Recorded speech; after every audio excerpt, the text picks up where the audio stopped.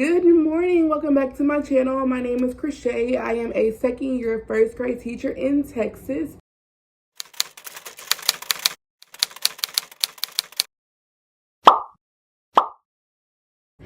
So this video is going to be a helpful video on setting up your classroom. So obviously you can see in the title, it says 10 things that you should know before setting up your classroom. I've been setting up my room for the past like 3 days, and randomly I thought about it and I was like, you know what, like I want to make a video for some people to help them, because honestly I've seen all these setup videos, but I don't think I've ever seen someone just sit down and give advice on how to help you when you're setting up your room. So here's this video for you. So if you see me looking down at my phone, it's because I have everything typed in my notes. So we're gonna go ahead and go into number 1. Watch YouTube videos for inspiration. Y'all, I got so many compliments throughout the school year from different teachers and principals and just different people on my classroom, and honestly it's because I binge watched YouTube videos. Like I watched it for inspiration, for ideas, and all of that. So if you're creative and you're like, oh, I already know, that's perfectly fine. But like if you don't know what you want on your walls and all of that, y'all, look at YouTube videos. That will help you. Number 2, draw a picture of what you want on your boards and your walls. If you can get pictures of your classroom before you see it from either like someone from your team or your admin, or if you can go and take pictures, that will help. I took pictures from my classroom and I just got like a white sheet of paper and I just drew what I wanted on each wall.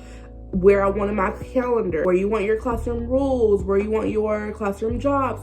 Just draw that out in like rectangles and all of that, label it. You can even go as far as drawing a little borders around your bulletin boards and putting an arrow and saying, I want this white, I want the background black, or whatever you want to do. Drawing that out helps you, especially before you get into your room, because you can map it out and see how you want it to look before you even get in there. Number 3, when you go into your room, every day you go into your room, make a list on your board of what you want to get done for the day. Now, I'm still working on this, y'all, because it is very hard for me to stick to the list. I'll be like, okay, I'm about to do this, and then I see something else and I'm like, squirrel, and I start filling in with this, and then I'm like, I didn't get anything on my list done. But it's okay, because you can use that same list for the next day, and also you have a plan. It is okay if you do not get it all done. It's okay. Number 4, it is okay to feel overwhelmed. It is overwhelming setting up your first classroom.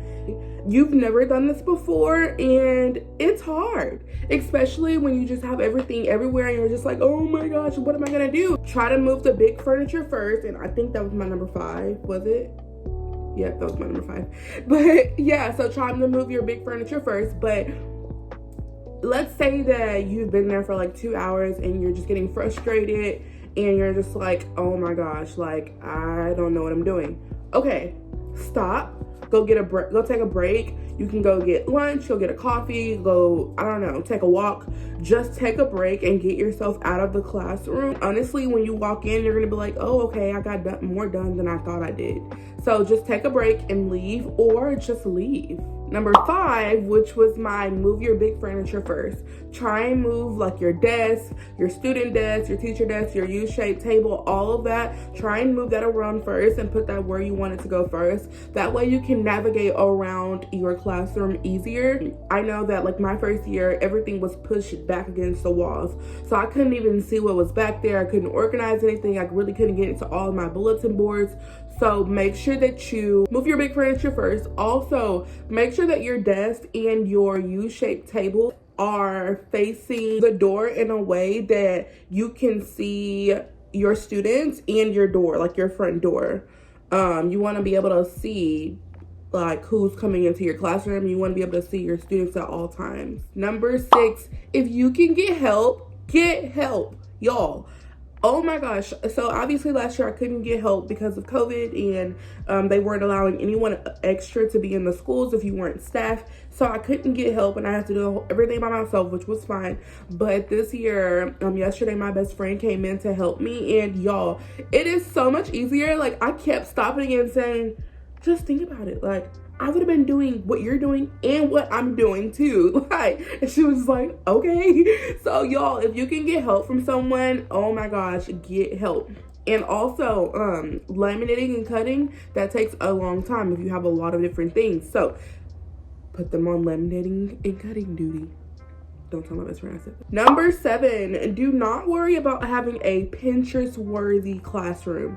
It is okay if you cannot afford some things that you see other teachers have. Like, it's cool, save up for it. Or maybe that's not your vibe. Or maybe, I mean, your kids wouldn't care about it. Like, it's okay not to just have this, like, beautiful room with all of this stuff, because y'all, at the end of the day, like, decorating is fun and I absolutely love it, and I spend a lot of money on my room, but that's what I love. I love decorating. I love to see it and all that, but some people don't really care, and that is fine. It is totally fine. Honestly, do what you love, decorate how you want to decorate. If it's minimal, that's perfectly fine.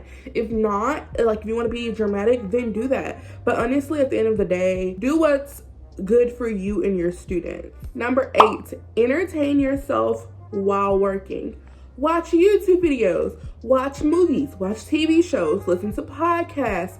Y'all, entertain yourself while working. That will help you work so much more efficiently. I don't know if that makes sense, but it'll help you work better if you're entertained and you can listen to things. Obviously, you probably can't sit there and watch the movie. If you're like me, you'll pause and you'll be like in the middle of cutting and you'll be pausing and watching the TV show. Listening to something or watching something will help you be more comfortable in your room while working. Number 9, use fabric or some sort of better than paper for your background for your bulletin boards.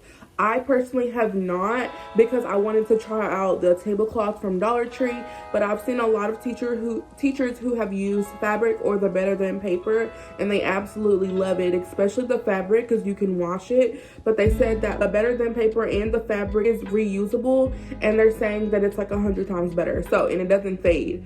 So use that if you can for your backgrounds on your bulletin boards and on your wall. Number 10, no, this is 10, right?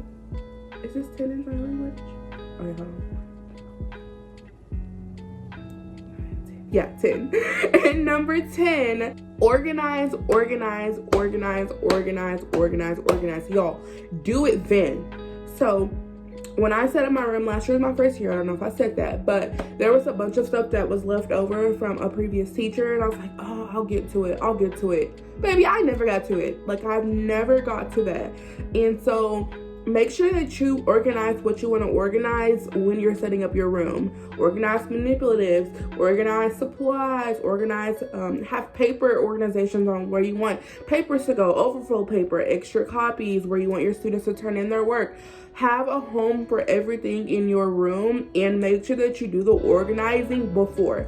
It'll help you function in your classroom more. It'll help you feel more comfortable and less stressed when there's a home for everything and when you're teaching. That was my 10 tips on setting up your classroom, or before you set up your classroom. I hope this was helpful. If this video was even the least bit helpful, please go ahead and give it a thumbs up. Also, if you really enjoyed the video, please go ahead and consider subscribing to my channel. Also, follow me on Instagram at Crochet Teaches.